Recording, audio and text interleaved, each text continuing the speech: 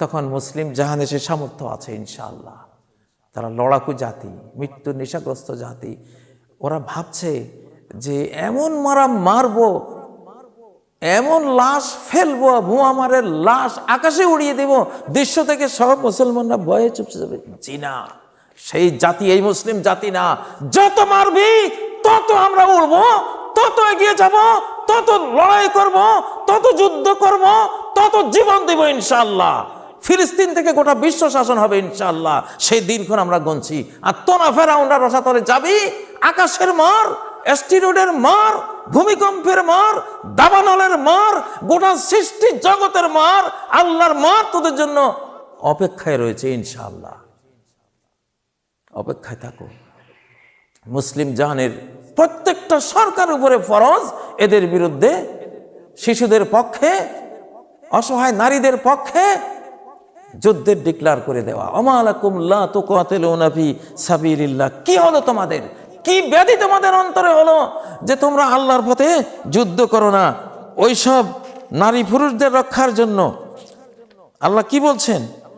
এই যে সূরা নিসার ৭৫ নম্বর আয়াত, তোমরা কেন যুদ্ধ করো না আল্লাহর পথে, এবং ওই সব জাতিকে রক্ষার জন্য কেন লড়াই করো না যাদেরকে দাম্ভিকরা, ফেরাউনরা তাদের পক্ষ থেকে হীনবল করে দিয়েছে, তাদের স্বাধীনতা কেড়ে নিয়েছে, রাষ্ট্রীয় পরিচয় কেড়ে নিয়েছে, তাদের বেঁচে থাকার অধিকার কেড়ে নিয়েছে, তাদের খাবারের অধিকার কেড়ে নিয়েছে, চিকিৎসার অধিকার কেড়ে নিয়েছে, শত দিক থেকে তাদেরকে হীনবল, পঙ্গু, পর্যদস্ত করে রেখেছে।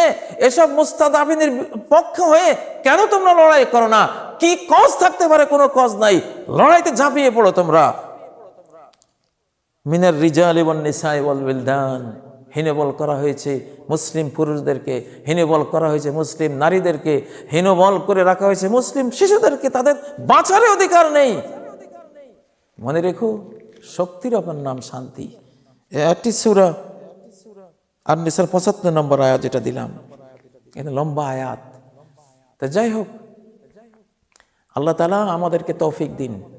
জিহাদের যে ফতোয়া মুসলিম স্কলার্স,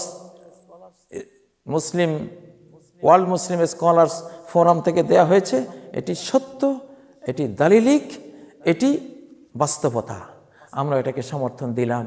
সারা পৃথিবীর মুসলিমদের যার যার অঙ্গন থেকে এই পবিত্র যুদ্ধে, এই হোলি ওয়ারে অংশ নিতে হবে না ফরজ আইন। জীবন আমরা দিয়ে যুদ্ধ লড়তে জানি, এটা আমাদের ইতিহাস।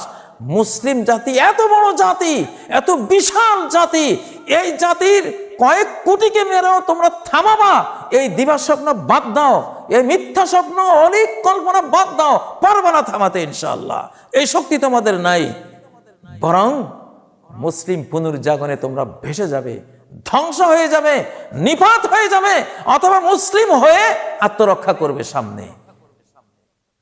এই সময়ের অপেক্ষায় আমরা থাকলাম। তবে সরকারদের উচিত এক্ষুনি সম্মিলিত মুসলিম বাহিনী তৈরি করে তাদের দাঁত ভাঙ্গা জবাব দেয়া। আল্লাহ তাআলা আমাদের সরকারগুলিকে তৌফিক দিন, আমাদের জনগণকে তৌফিক দিন। তাদের পেটের ভাত কেড়ে নেয়া, অস্ত্র কেনার পয়সা কেড়ে নেয়া, বোমা কেনার পয়সা কেড়ে নেয়া, সৈনিক পোষার পয়সা কেড়ে নেয়া আমাদের উপরে ফরজ। যে যেখানে পারবো আমাদের সেটা করতে হবে। আল্লাহ তাআলা তৌফিক দিন। সুবহানাকাল্লাহুম্মা ওয়া বিহামদিক, আশহাদু আল্লা ইলাহা ইল্লা আনতা, আস্তাগফিরুকা ওয়া আতুবু ইলাইক। আসসালামু আলাইকুম ওয়া রাহমাতুল্লাহি ওয়া বারাকাতুহু।